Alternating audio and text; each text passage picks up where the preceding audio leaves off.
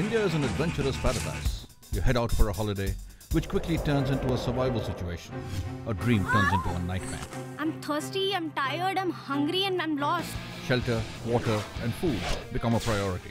A fire to keep you warm. But how?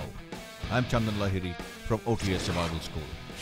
I'll give you some tips and show you some tricks to use in a self-reliant situation. Do not think problems can only happen to other people. It can happen to you.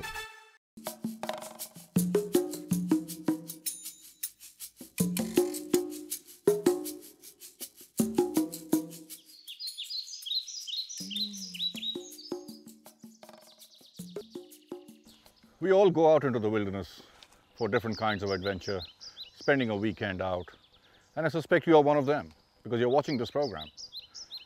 One thing which I've faced, it's a question really, when we are putting together a group which is going out into an adventure activity, people ask me, particularly girls, so what is the composition of the group? How many girls are there? How many boys? What's the total number? I find that a little odd because when you're out into the wilderness is an equal opportunity employer, for want of a better word. It does not distinguish between gender, whether you are a male or a female, boy or a girl, man or a woman. It is the same thing. It treats you with equal respect. And whether you are a boy or a girl, you need to treat nature with equal respect. Many of us city folks are a little concerned about mixed gender groups, particularly ladies. They're concerned about modesty, their vanity, particularly when they have to use the outdoors. And that's fine when you're on a multi-day trek, and if all the members realize that it is a mixed gender group and there are certain things that one needs to do to maintain modesty of the various members, which is fine. But when you get into a survival situation, that equation kind of changes a little bit because you're not in a comfort zone anymore. You are in a survival situation, and all of you together, whatever the size of the group is, 2, 3, 4, 5, more than one.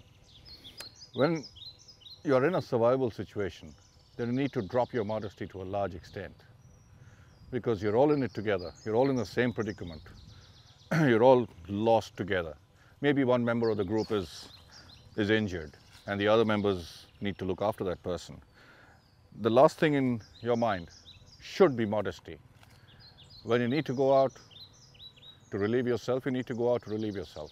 And I think in that kind of a situation, when you're out in the outdoors, the entire group realizes the importance of the task at hand, which is tackling your self-reliant situation.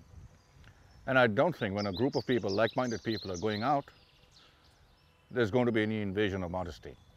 I don't think that's going to happen. It has been my experience over the years that girls, once they get over their initial inhibitions, they adapt far more quickly, far easier in a wilderness situation. They know what to do and they're not worried. It is the menfolk who get a little more embarrassed. But if you're a girl, get over your inhibitions because girls are a little more inhibitive because of various things.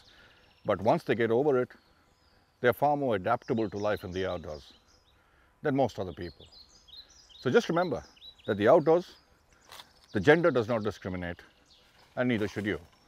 Neither should the rest of your group. As long as all of you are like-minded, going out for a common purpose, which is enjoying yourself in the outdoors, don't worry what your gender is. The outdoors does not, and you should not, particularly in a survival situation, in a self-reliant situation. In the outback, the last thing that you should remember is your gender. The outback, that does not discriminate, and so shouldn't you. Just remember that.